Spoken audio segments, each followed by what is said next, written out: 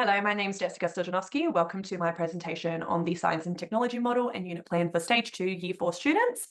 Now, I'm just going to flip this one around. This here is my model that I've created, and it is a model of a kangaroo habitat at the zoo.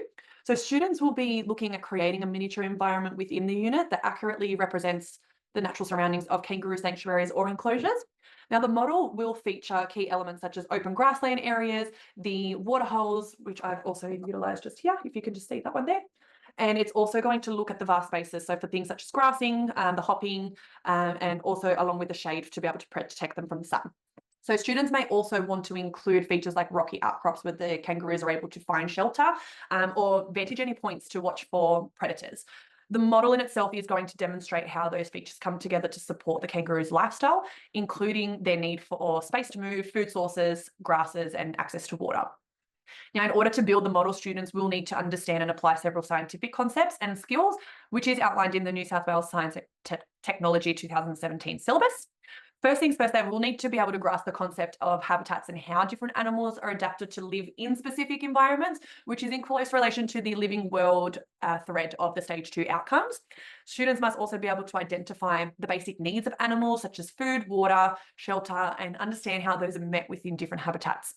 The students are also going to need to develop their skills in designing and constructing models, which includes planning, selecting appropriate materials to construct their model, and then evaluating their model to ensure it's accurately representative of the habitat.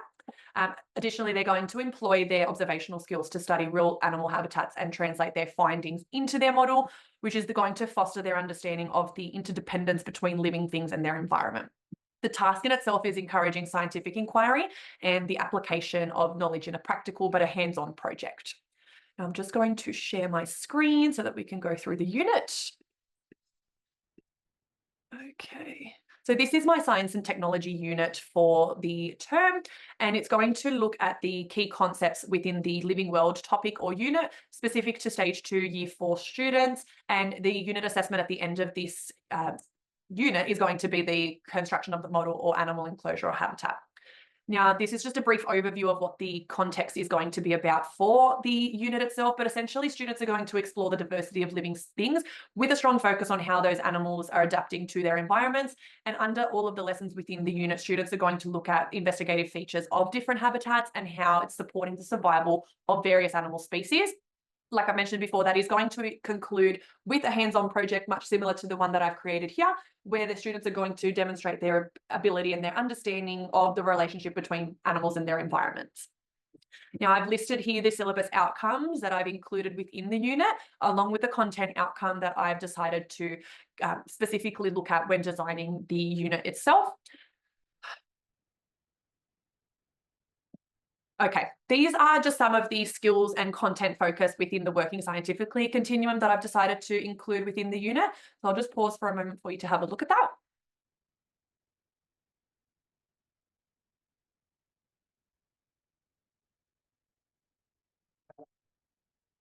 Okay, moving on to the design and production continuum, I've also included a whole bunch from the syllabus that I've decided to include for the unit that is relevant towards the living world strand that this unit is focusing on. So again, just pausing for a moment just to go through those.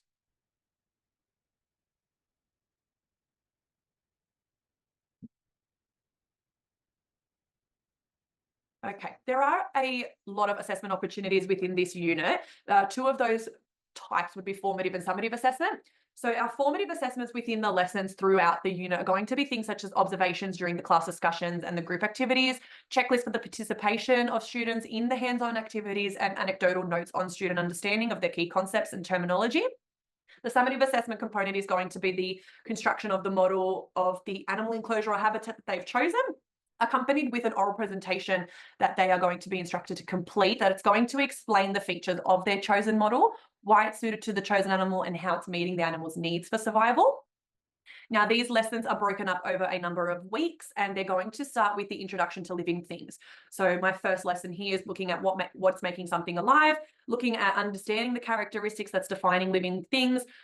Activities are going to include things such as class discussions on building up the vocabulary and terminology that's going to be used within the unit and what things are actually classified as when they're being alive.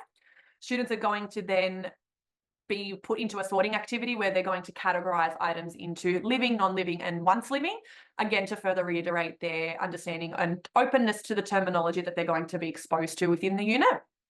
Lesson 2 is going to look at exploring different habitats and identifying various types of habitats and the animals that are living within them. So those activities are going to include such things like interactive presentations within different habitats and creating mind maps of habitats of their chosen or associated animal. Week number 2 is looking at life cycles and adaptations. So the first lesson within this week is looking at the life cycles of animals. So students should be able to understand the life cycles of different animals that would be chosen. Activities are going to be things such as videos on specific animal life cycles and diagram activities where students are drawing and labeling the life cycle of an animal of their choosing. Excuse me. Lesson number 4 is looking at animal adaptation. So identifying and understanding the structural and behavioral adaptations of the animals. We're looking at things in specific with class discussions on what those adaptations are and their importance and significance. And students are going to undertake an adaptation research task within this lesson where they're able to select an animal and research its adaptations and then share their findings with the class. Week 3 is looking at investigating specific habitats. So lesson 5 is specifically looking at the forest habitats. So students are going to look at the features of forest habitats and the animals that are living there. With this one, there is a potential for an excursion to a forest environment to consolidate the learning. But however, if that's not possible, we can look at alternative methods. So either a virtual web tour that students are able to access on their ICT devices or specific websites that are designed for these kinds of activities. And students are looking at creating a forest habitat poster with their labelled animals on there. Lesson number 6 is tying in that knowledge again, however, looking at a different type of habitat, which is desert and ocean. Students are going to then compare and contrast those habitats and then work in groups to compare the characteristics of such habitats. With that comparison, they're going to look at the adaptations of the animals within these habitats and look and see what similarities come from animals and those habitats from both desert and ocean, and if there are any similarities or not. Week number 4 is looking at the planning and designing. So it's the introduction to the final task. So students are going to plan the construction of their animal enclosure or habitat and start looking at the requirements and criteria for the final task. Students are going to brainstorm what animal they're going to choose and begin planning and planning their enclosure. Lesson number 8 is going to look at the design creation. So students are going to create the detailed design of their enclosure or habitat and draw their designs, label their key features, list the materials that they would need to be able to construct it in the upcoming lessons. And we're going to hold a peer review session in this lesson number 8, where the students are going to be able to share their designs and then provide their feedback to their peers. Week number 5 is the construction of the model. So lesson number 9 is the building of the model part 1. The students are going to begin their construction of their enclosure or their habitat, and they're going to start gathering their materials and start building their models. Teacher support is going to be provided as necessary within this lesson. Lesson number 10 is going to be part 2 of building the model, where students are going to complete the construction of their model or add any finishing touches, additional research that they may need to be able to submit the assessment task for assessment. Week 6 is going to be the actual presentation and reflection. So lesson 11 is going to be presentation preparation. So students are going to prepare and present the model and explain their design choices within their creation. And they're going to focus on explaining how their enclosure is meeting the needs of the chosen animal. The final presentations and reflections are going to be conducted once all students have completed their oral presentation and their model that they've shown to everybody. And then the students are going to reflect on their own learning. So they're going to present their models to the class, explain the features, how it's supporting the animal survival, and then hold a class discussion on what was learned throughout the unit. Under the differentiation tab, I've included 2 different forms. So those students that are in need of additional scaffolding or support, they would be provided with additional one-on-one help or different scaffolding templates for their research, their model construction, and their presentation skills if required, along with the use of visual aids and structured templates.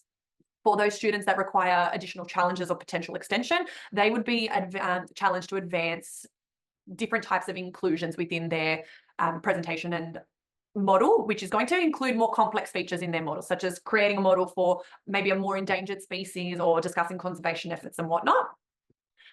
Upon the completion of the unit, students will be looking at the reflection component of everything. So they will reflect on their learning by discussing what they found the most interesting and challenging about the animal enclosure or the habitat. And myself as a teacher will be able to assess the effectiveness of the unit by reviewing the student work and observing engagement levels and considering any adjustments that may need to be done to progress for another unit to be conducted. These are just some of the required skills and concepts listed from the New South Wales Science and Technology syllabus. And also in line with the rationale, the students are going to work on developing their building blocks of inquiry and their ability to solve problems within this unit. And they're provided with the opportunities to develop understanding based on evidence, reason, and research. The students are able to explore the scientific and technological concepts and further develop their knowledge and understanding of the real world, which enables them to inquire, plan, investigate, and develop solutions to the problems in line with the aim of the syllabus. I have created a marking rubric, so you can pause at any time here just to have a look at those. But I do have a number of different components within the marking rubric, which is going to assist in the assessment of the construction of the model and the oral presentation as well. So those are the marking rubric components there. And I've just put a grading scale on how those would be used within the marking process. So level 1 would equate to 1 point, level 2 to 2 points and whatnot. And I've got the outstanding, high, sound, basic, and limited grade that the students would be awarded based off of the amount of points that they've collected once their presentation and model has been assessed. Now, that model is going to provide a comprehensive framework to to evaluate both the process and the final product, whilst ensuring it's still in line with the New South Wales Stage 2 Science and Technology syllabus outcome.